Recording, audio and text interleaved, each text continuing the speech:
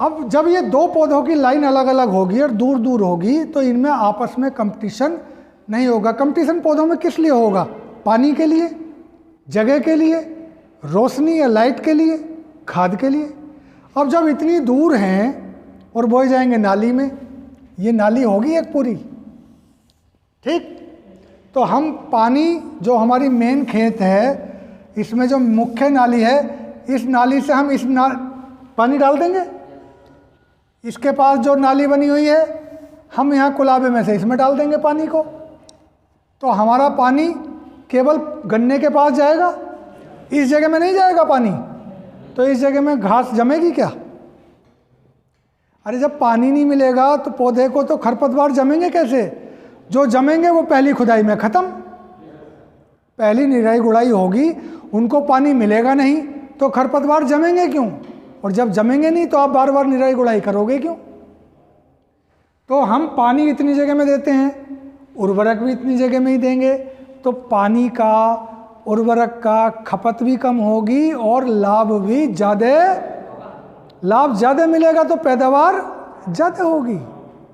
इसलिए trench method विधि से गन्ना बोने में पैदावार एक आम किसान की 90, 100, 110 कुंटल बीघे होती है, और जो वो 12 गिरह पे बोते हैं 2 फीट पे, उनकी पैदावार 60 कुंटल बीघे से कभी जाती नहीं ऊपर, 55, 40, 45, 50 बस। बीज ज़्यादा लगेगा, जगह ज़्यादा घेरोगे तो बीज ज़्यादा लगेगा और पैदावार कम, बीज भी कम, पानी भी कम, खाद भी कम, खुदाई भी कम और पैदावार ज़्यादा। तो कौन सा तरीका ज़्यादा अच्छा? Trench method. भाई हम दूर बोएंगे, बीज कम लगेगा, घास जमेगी नहीं, तो ना दवाई छिड़कने की ज़रूरत पड़े और ना बार बार परेशानी की। नाली में बोया तो पानी नाली में लगेगा, पानी बहुत कम लगेगा, फालतू लगाने की ज़रूरत ही नहीं है। हमने नाली में डाल दिया पानी, जब पौधे में पूरी नाली में इधर से उधर तक पहुंच गया, यहाँ बंद कर दिया, यहाँ पहुंच गया, इसको बंद कर दिया, ऐसे आगे तक चलाते जाते हैं। नाली से नाली भरती जाएगी, बीच में सब सूखी रहेगी। जब ये सूखी रहेगी तो यहाँ घास जमेगी नहीं, जमेगी नहीं तो हम निराई गुड़ाई क्यों करेंगे? पैसे क्यों लगेंगे? गन्ने में सबसे ज़्यादा पैसे कहाँ में लगते हैं? निकाई गुड़ाई में। पानी, निकाई गुड़ाई, पानी, यही तो होता है। और फिर बंधाई, बांधने के लिए हमारे पास खूब जगह है, हम रास्ते में जाएंगे, बांधते चले जाएंगे, इसको बांधते जाएंगे और दूसरी बार में इस नाली को, इस लाइन को लंबा करके बांधेंगे। एक पौधा इधर से आया, एक पौधा इधर से आया, तो वो गिरेंगे कैसे? उनके बीच में बहुत जगह है ना 4 फीट की, वो गिरेंगे ही नहीं, कितनी आंधी चलती रहे। इसलिए वो गन्ना एक ट्राली में पूरा एक ही आता है, और जो 2 फीट पे बोते उनकी पूरी फांदी गन्ने की ट्राली में हमें 3, एक आगे, एक बीच में और एक पीछे, तब 2 फीट निकले करे बाहर को बस। और जो ये ट्रेंच मेथड सब होते हैं उनका एक ही गन्ने की फांदी पीछे से आगे तक ऐसे रहती है पूरी ट्राली, दूसरी नहीं आती, देखी कभी नहीं। हाँ, तो trench method the best method है गन्ना बोने का। बीज उपचार हो, सीधा गन्ना हो, अच्छा बीज लें, ट्रेंच मेथड में गन्ना बोएं तो पैदावार 100 कुंटल बीघे की बहुत आसानी से, जो छोटा वाला बीघा है, ठीक है, बहुत बढ़िया पैदावार मिलेगी बेटे उससे। तो गन्ने की बुआई के लिए सबसे अच्छी विधि कौन सी? ट्रेंच मेथड, ठीक। और भी कई विधि हैं, एक विधि है रिंग मेथड।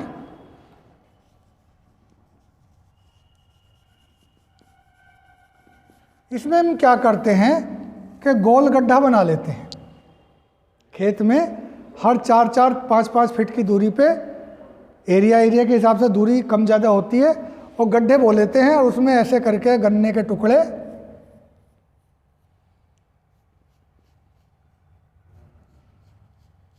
बो देते हैं।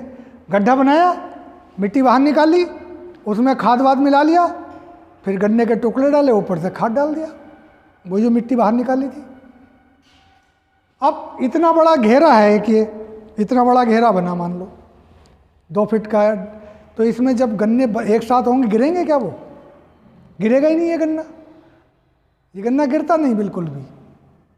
तो जो गन्ना सबसे कम गिरता हो कौन सा मेथड होता है? वो रिंग मेथड। ये महाराष्ट्र और तमिलनाडु में खूब बोया जाता है, तमिलनाडु में तो बहुत ही बोया जाता है इससे।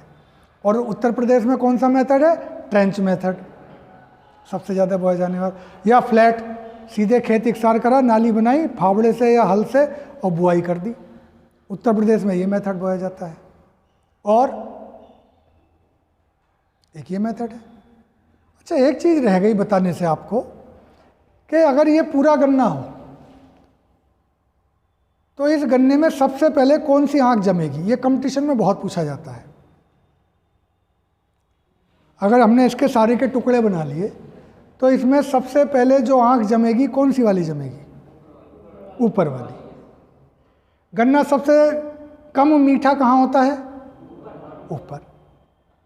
तो ऊपर दो बात हुई कि अगर गन्ना ज़्यादा मीठा है तो वो देर में जमेगा, कम मीठा है तो जल्दी जमेगा। यही तो बात कहना चाह रहे हो तुम। तो ये ऊपर कम मीठा क्यों होता है? अब ये बड़ा इंटरेस्टिंग टॉपिक आ गया, समझ लीजिए। इसको रोकते हैं अभी कि गन्ना जो ज़्यादा मीठा है वो नीचे वाला हिस्सा मीठा है या ऊपर वाला? नीचे वाला। और नीचे वाले को अगर हम बोते हैं तो वो देर में जमता है। तो जो ज़्यादा मीठा है इसका मतलब है कि उसमें चीनी ज़्यादा है। चीनी किसकी वजह से ज़्यादा होती है? सुक्रोज। कौन सी? सुक्रोज। और जो कम मीठा है वो है ग्लूकोज। ठीक है बेटे?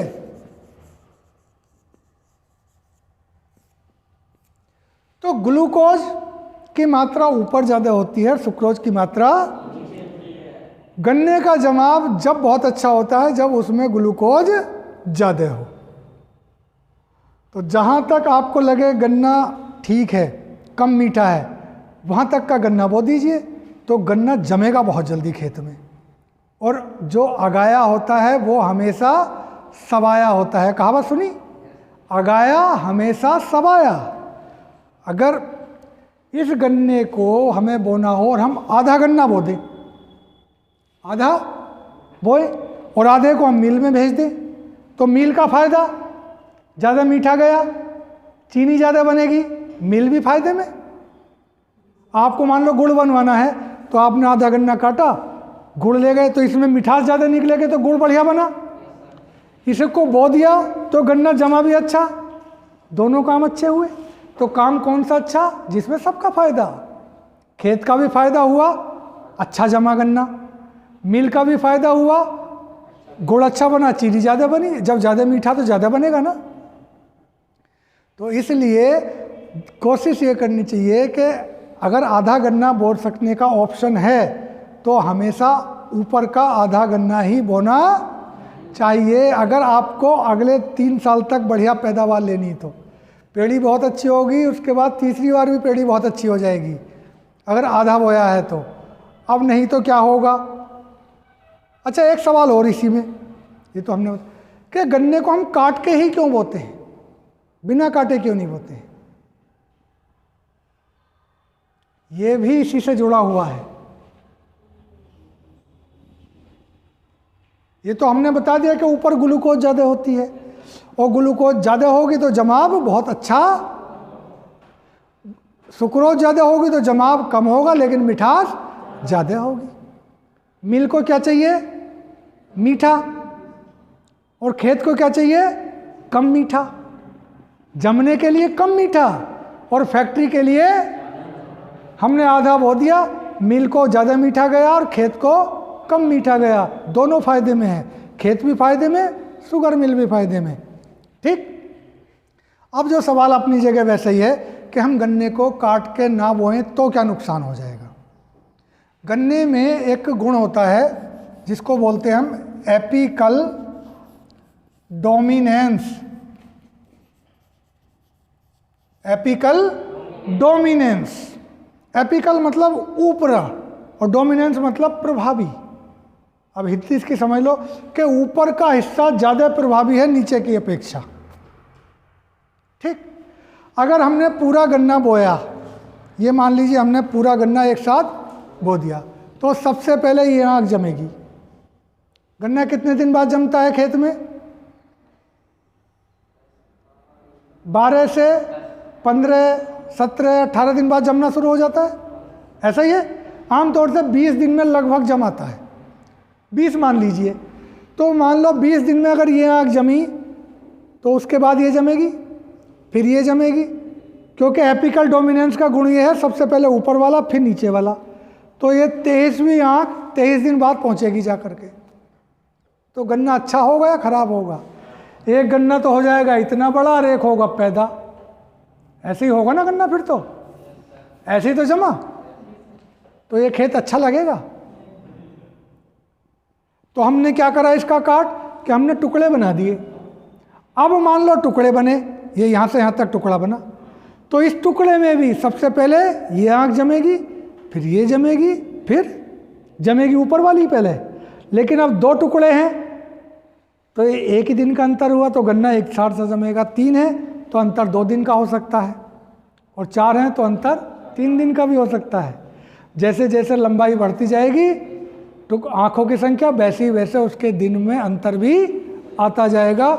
तो इस एपिकल डोमिनेंस के प्रभाव को कम करने के लिए हम गन्ने को काट कर बोते।